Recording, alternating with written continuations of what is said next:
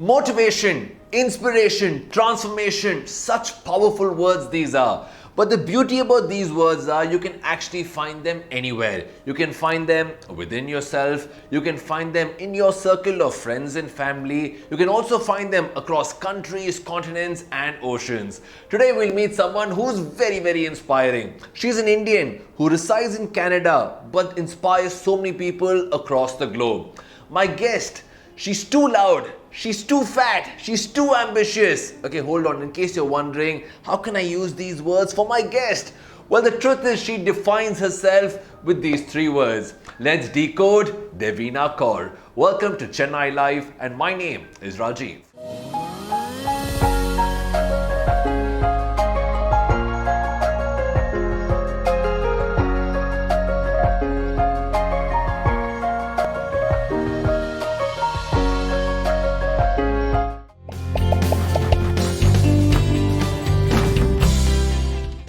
Thank you so much for having me on your show. Wow.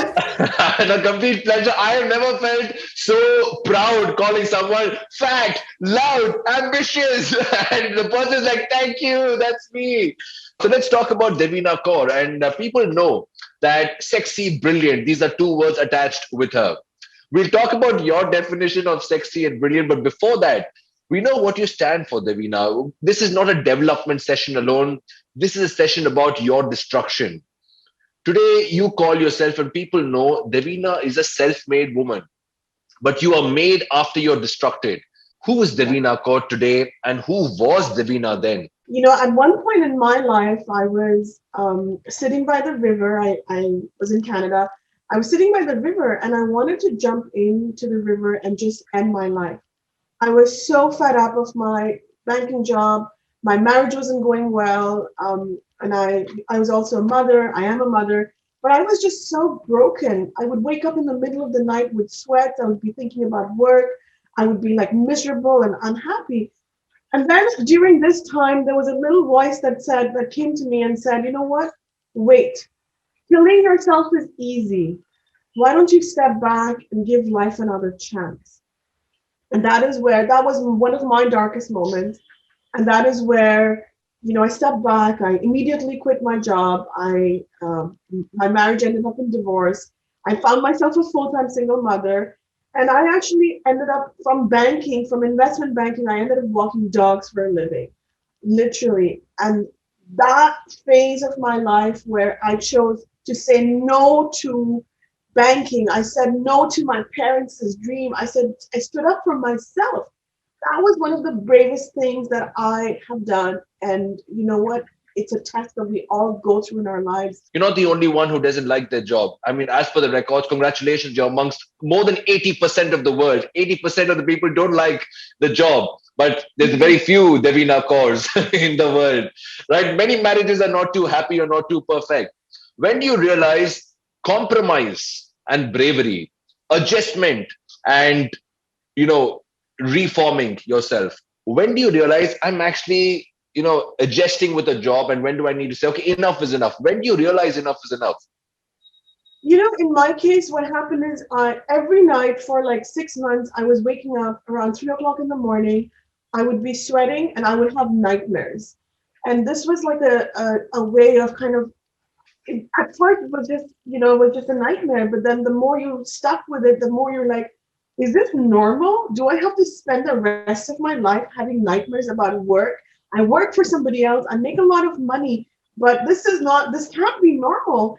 So the moment that realization came that this is not normal, there is something bigger, better for me out there, was that, of course it took time. I didn't tell anybody. So when you kind of say no to that pressure, solutions come. They come on their own. You just have to be brave and go through that storm so that then you can see the light at the end. Did you think that I'm actually being too rebellious and maybe not standing up for the right things, or standing up for your things, but not the right things? My marriage hadn't been working for a long time, Yeah. but it was an arranged marriage. But the thing is, you kind of just, it still works, but not really, and then you kind of have to say, is there something better? Can I have more peace in my life, more happiness in my life, more inner joy? So you have to question yourself. You have to constantly go within and say, you know what? So what if I'm fat? That doesn't mean that I'm not worthy of love. So what if I'm so loud? I'm still a human being. I'm still allowed to laugh. So what if I'm so ambitious? You know, my ambitions are mine. I can be ambitious. And by the way, ambitions can also be being a mother. Ambitions can also be, being a housewife. So Correct. for me, I knew that there was something bigger that was calling me. So, when my marriage had ended, I found myself lonely and on dating applications. I was lonely. So I would be texting a lot of people, men, and they would say, "How are you?" It didn't matter that I had like $5 in my bank account. It didn't matter that I was fat. It didn't matter that I felt depressed. I would just say, always sexy, always brilliant on text messages. In India, sexy is such a bad word. In India, being ambitious, it's a little bit of a darkness, right? I was like, I am sexy, I am brilliant. And Rajiv, the words that I was saying would become my reality. But are you someone that Davina who believes in what you say and what you visualize is what happens? I think you come from that school of thought. You have a very spiritual and a mindful way of living. Am I right in that aspect? Yes. So I would stand literally, I would stand in front of the mirror and I would like say sexy, brilliant, right?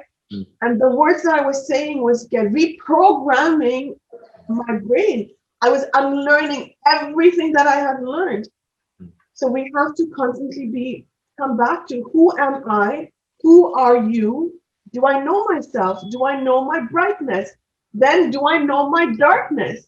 And Mm. from there, can I practice radical self acceptance so that I can be authentic, I can shine in my light, and I can go and make a difference in my life and also the people that Keep I around. But in your definition, sexy, brilliant, what does this word sexy mean to you? Because you cater to a very big audience, Davina. I'm just trying to be devil's advocate here and yeah. bring in the community that I am also, representing, or the people that you and me are talking to eventually. A 16-year-old will look at this lady and say, Devina Kaur, she says sexy. But the meaning of sexy for a 16-year-old and the meaning of sexy for a 45-year-old is very different. Rajiv, I'm so glad you're talking about this because I talk about this in my book, Too Fat, Too Loud, Too Ambitious. And for me, the word sexy is daring. For me, the word sexy is brave. For me, sexy is bold. For me, I have never thought about sexy as sexual. Sexuality and spirituality go hand in hand. Our sexual energy is our spiritual energy, right? The sexy brilliant movement is to remove all of these toxic shames, the shame of addiction, the shame of being too fat, the shame of being too loud, the shame of being too ambitious, the shame of being not good enough. Of course, brilliant is like a bright, shining diamond. Brilliant is also intelligent and smart, and that a woman can be sexy and brilliant. And she can be Devina Kaur. Yeah, I was going to say for everybody who's watching the show, I want you to write down and tell us what does the word sexy mean to you? And what does the Correct. word brilliant mean to you? Because we want to know as well. And maybe we're going to learn something different from you guys. So please. Now, there are a few things that you stand for. That there are few causes or thoughts or visions that you have a very strong purpose and passion for. One is, of course, dispelling toxic shame. Now, that comes with being comfortable with who you are. Another thing is raising human consciousness. Now, I must be very clear with you, Devina. You're not the only one who does this or speaks this. But what makes you stand out, Devina, is you do it in a very spiritual way. You have a spiritual approach to things. Yeah. India is the height of, the spirituality. It's the land of spiritualism. And what we take it for granted when we're in India, we take yoga for granted, we take our mandirs, we take our masjids, we take everything for granted. And what we forget is that we are all one. Mm. At the end of the day, my blood color is the same as your blood color, right? There is no difference between human beings. So what we want to do is we want to come back to owning ourselves. We want to encourage everybody to know who you are. The system, the establishment is designed in such a way so that we are so busy working that 9 to 9 job. We are so busy infighting, whether that is between the religions, the cultures, the neighbors. I'm going to leave that aside and say, can we now focus on who you are as a person? I am solely the only one responsible for my vibration. And how do I increase my vibration? by saying no to these outside factors like addiction, like like the over commercialization of our emotions, the news and everything. So we want to come back and focus on inside. Spirituality is something which is made to look very good these days, thanks to social media as well. It makes everything look nice and glamorous. People look nice and glamorous. Lives look great. Relationships look perfect only on social media. You know how it is. Now, tell me a bit about social media's influence in person's self-confidence. I remember when I first started Sexy Brilliant, I would be spending hours and hours on social media, right? I would be taking pictures. My audience liked it. All of a sudden, I discovered, my body, and I was like, so I went through that phase of posting a lot on social media. However, what I also recognized is very quickly, I recognized that I was looking for external validation, and I was like, this makes sense. Like what's this? You have to find out who you are, and the more time you spend in stillness and silence, whether that is through meditation, whether that is through prayer, whether that is through going taking a nap, whatever it is, again coming back to knowing what your body needs at this time. So what you're saying is people who look at your photos or videos, what they feel or what they comment shouldn't matter. See, the thing is, everybody has their own level of consciousness, right? Everybody speaks from But their why own. put it out? My question is, if it doesn't matter, it should not affect you. Why put it out? Why are you putting out to people whose opinions don't matter? Put it on your phone, look at it, admire it yourself. That's all. Why are you putting it out then? Yeah. So the question is, the point to ask is, do I need social media or does social media need me? Like, That's a sexy, brilliant answer. We talk about addiction because that's a chapter of your life which you overcome so strongly.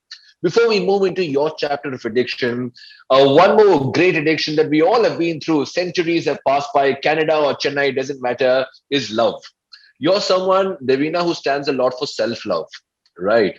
My only problem with self-love is don't keep self-loving yourself so much, because eventually you can't live with self-love. You need that social love. You need that partner with you. You need that person to correct you, to guide you, to make you grow, to make you feel nice. No matter what you massage yourself or stay in silence and stillness, you need those words, you need those acts, you need that hug, you need that gift, you need that surprise.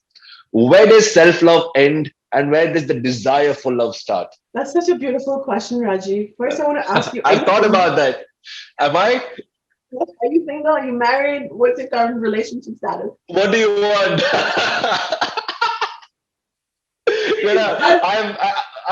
I'm married. I'm very happily married. One marriage. Wonderful, and congratulations. When I was 18 years old, my ambition at that time was getting married and having 3 children, right?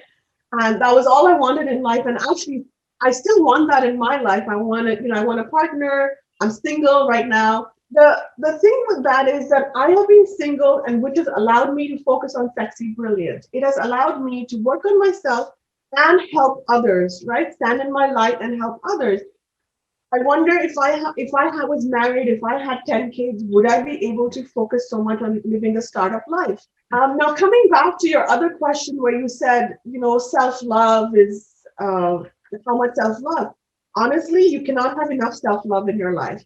The thing to understand is that the journey to more love is love itself. What have you actually understood from your phases of love? We all have been through love, in and out, good and bad, pain and joy.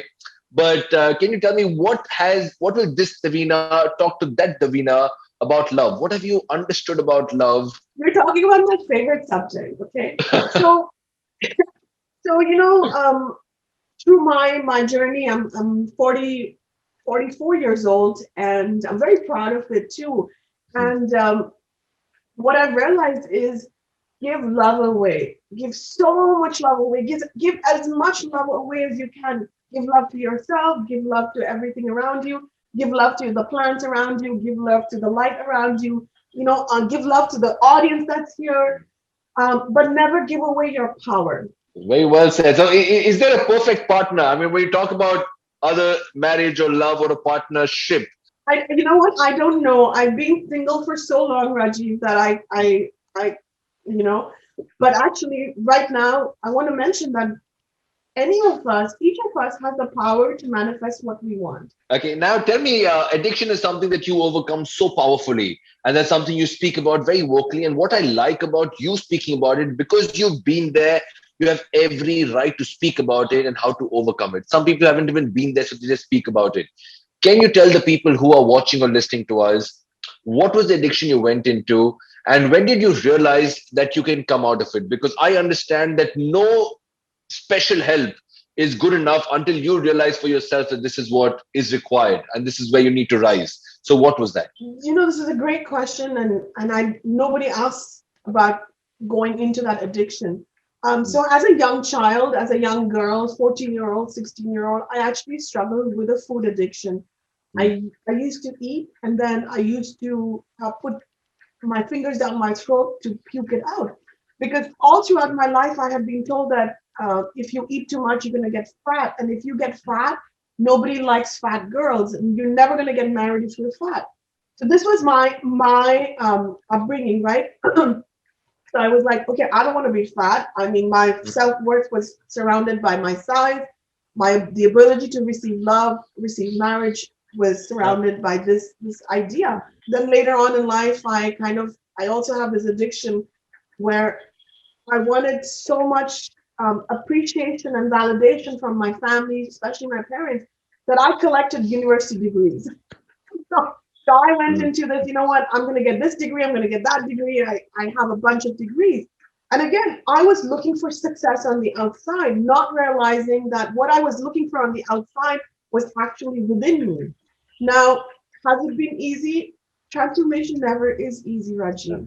Mm. And then nobody gets married with the idea of getting a divorce. Nobody goes to university with the idea that they will never finish university or never get a job. We all have these ambitions within us, right? And Correct. something very important, Rajiv, is everything that I share, that I've gone through, the validation that I've struggled with. Today, I am the closest to my parents than I've ever been. My parents live in India, and I speak to them morning and evening. And that's my. Today I told them, I said, "Mommy, I'm not available. I have a show with Rajiv on Chennai Live." So Well, they're so proud of you. Oh, Rajiv on Chennai Live. we, as human beings, we always have to respect, love the people around us, our family. The anger doesn't serve us. We have to practice self-forgiveness, and we have to forgive the people around us. Now, one thing that I actually like about Devina Kaur is the court process. Many people don't know that with the surname, you actually have a complete procedure. Yeah, Very nicely done. Tell us about the court process. Elaborate on that. yeah. So the core process is about, as I was, when Sexy Brilliant was happening, again, anybody who starts a business, anybody who has an idea, there's just an idea. We don't know the details of it, right? So anybody who's going through that startup phase right now, understand that you don't have all the solutions. However, you need professional help. And that's what I did. Very quickly in this journey, I recognized that with my ADD brain, with my dyslexia, I was kind of like struggling. So I hired a branding expert, and they kind of came up with this KAUR process with my help, of course. And and it's convenient, right? It's my last name, and it's my books are written on it. My everything works around it.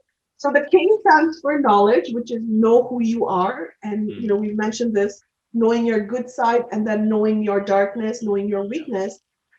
And the A of the KAUR stands for acceptance, accepting your good side, but accepting your not so good side. Because just like the yin and yang, both parts of you, the good and the bad, are part of the same whole. So that's the accept. And the third step is the U, which is unlearn and unveil. So we got to unlearn all that programming that we have, the programming of not being good enough, the programming of, fitting in boxes, in labels. And from there, moving on so that you can then share your light in the world. You can then release, which is what the last and the final step in the car process stands for. Sharing that release, and that, whether that's through laughter, whether that's through joy, whether that's through writing a book, whether that is doing this live on Chennai Live, So make sure that you are sharing your beauty, your internal beauty, your self-love, love with others. Very important, so that we can then share the abundance, the gratitude, the forgiveness with others. That was lovely. Honestly, I love the core part of it. That's the core of life. Truly, it is. And thank God, I can't call a marketing team or a branding team to make my surname. It's a very long surname. It's Kriplani. They'll charge me a bomb. Okay, Davina, thank you very, very much. I mean, there are so many aspects of life and stuff that we can talk about. Your virtue, the way you handle money, the way you handle heartbreaks, your take on love, your take on how right it is to be ambitious. There's so much that we can cover. But I have only a number of minutes with Devina Kaur. So, Devina, if people want to reach out to you, what's the best way to do it? Social media, you have a website where you conduct classes as well, if that's right, Yes. workshops. So first of all, Rajiv, I want to mention that you are a wonderful host. So thank you Thank you. so much for Thank you. giving me space on Chennai Live. It really means a lot to me. Likewise. And yes, and yes, so the best place to reach me is on sexybrilliant.com. We are a registered nonprofit foundation. You said I've been a good host. I must say something about you as well. You've been too loud, too fat, too ambitious, and we love it completely.